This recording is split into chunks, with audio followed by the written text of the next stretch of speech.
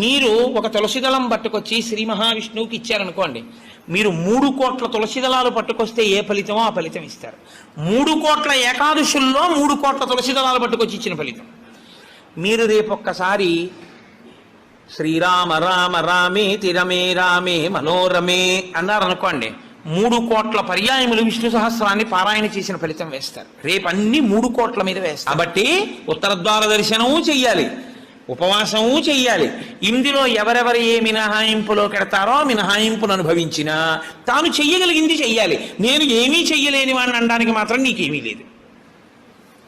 నువ్వు అసలు కదలలేని వాడు అయితే ఇంట్లో కూర్చుని గోవిందనామైనా చెప్పాలి. కాబట్టి రేపొక్క రోజు ఉదయం నుంచి కనీసం రాత్రి నిద్రపోయే వరకు జాగరణ చేయకపోయినా, నిద్రపోయే వరకు భగవన్నామమునందు మాత్రమే నిబద్ధుడయ్యుంటే అంతకన్నా భాగ్యం ఏముంటుంది?